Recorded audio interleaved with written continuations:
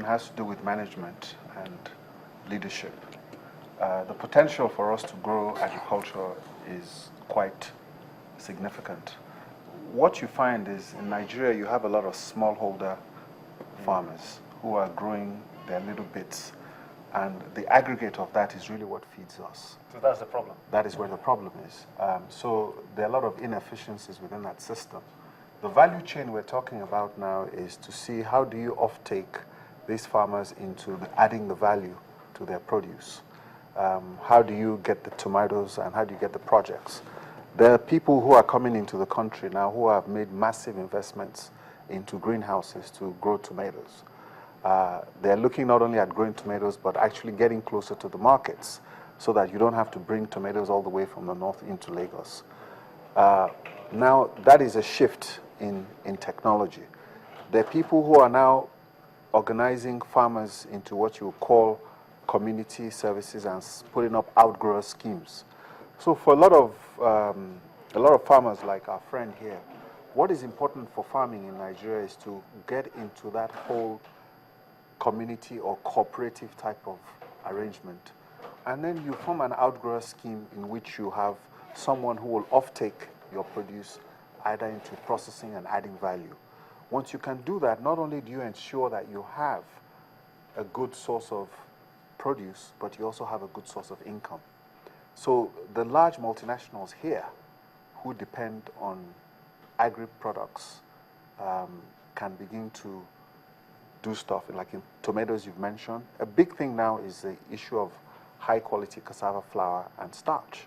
A lot of the food and beverage multinationals require a lot of that.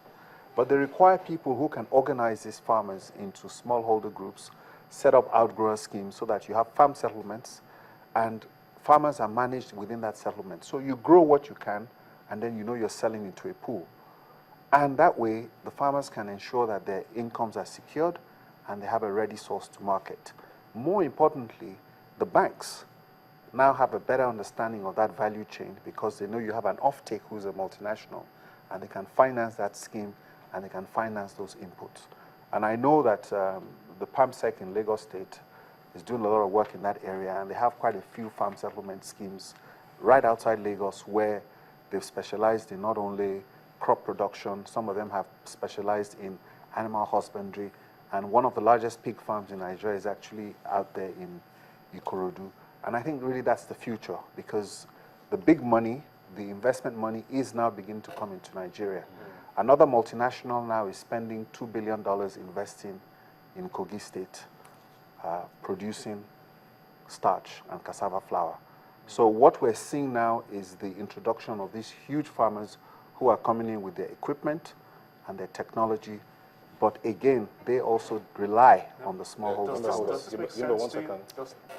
Does this make sense to you, what you're saying? Well, I will disagree in some area because there are associations, and even from where I am the chairman in Lagos State, we're having over 60 commodities associations under the umbrella of all farmers associations, of which is forms all over the 36 states, including my state, which I'm the chairman. And we are not, most of these things we are producing, we have already formed the clusters of which he's talking about. I'm the cassava farmer, I produce gari, but sometimes you have to look for those who want to buy it. So you just be describing. So we are thinking if government could have, not everybody will be under the government. Retirees are there. Some new intakes, youths are just coming in. So let there be a storage facility to be given by the government. Especially that means you're on the same page, actually, because he says that this will be the new focus and the new idea that the government should be. So if they should do all those ones, it will even encourage with farmers. All right. We'll take a moment and go to Abuja. We'll be talking to the Commissioner of Police in Abuja to tell us what's happening in terms of preparations for the inauguration tomorrow. Mr. Wilson Inalegu of the Commissioner of Police, Abuja. Hello, Mr. Inalegu. Are you there?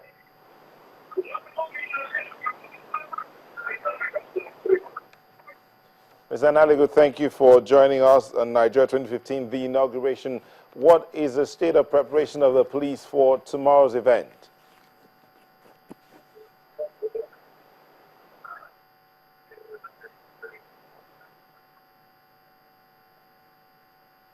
I said, what is the state of the police in terms of preparations for tomorrow's event? Yes, sir. Just the radio.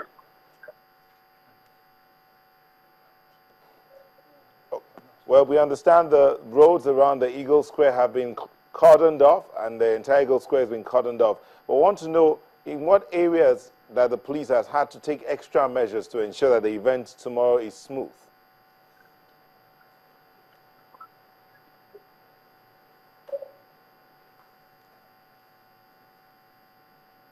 Oh, well, he doesn't seem to be hearing us there, but we'll get back to him in the course of the programming.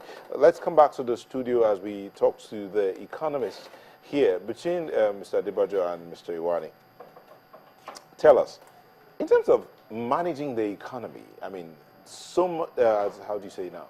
So much is being demanded, yet there's so little to give. What would we have to do in terms of fiscal policies to ensure that our economy, the resources, limited as they are properly managed and used to the benefit of the entire country? That's $1 million question. $1 billion question. Can we get $1 million answer?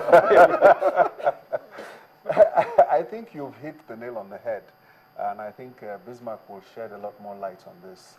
The challenges we have right now are fiscal challenges, and the problem is that we have not put in an institutional framework to be able to help us manage our fiscal deficit.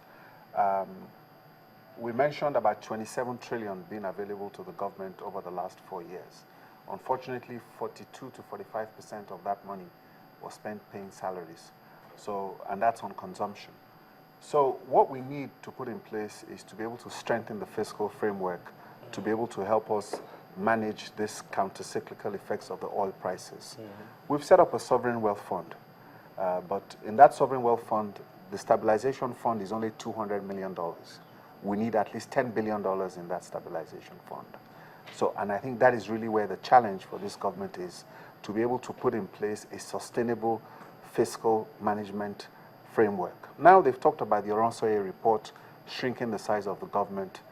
The size of the government is just too big. In 2005, the budget was 1.5 trillion. 5 years later, it's gone up to as high as 4.8. I understand the Commissioner of Police is back online. Can we just go back and hear from him what their preparations are? Thank you, Mr. Inalegu. Tell us what their preparations are for the inauguration tomorrow.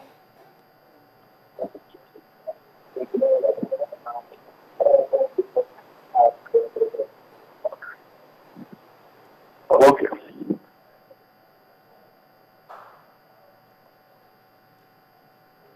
Oh, well, again, we lost that call there. FCP. Is it still on? Have been properly manned right from the airport to the city. Is fully manned. And also, with preceding this time, we've been having a lot of proactive operations. Suspected hideouts have been raided. I have addressed all the hoteliers under the auspices of the Hotel Owners Forum. And this evening, we, from 5 p.m., all access leading into the Eagle Square traffic has been diverted to other parts of the city, and we advise our residents to, unless you have business in the Eagle Square area, please utilize alternative routes. Stop and search is ongoing.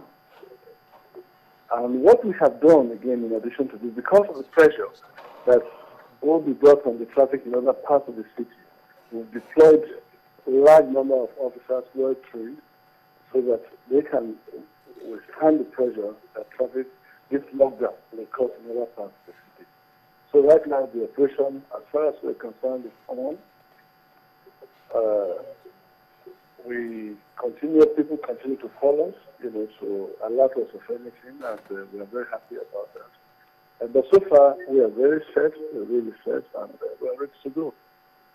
All right, thank you very much, Mr. Inalegu, Commissioner of Police of the Federal Capital Territory, Abuja. Mr. Wilson Inalegu, thank you for speaking with us. But just before we go anywhere else, we'd just like to get feedback from you, our viewers.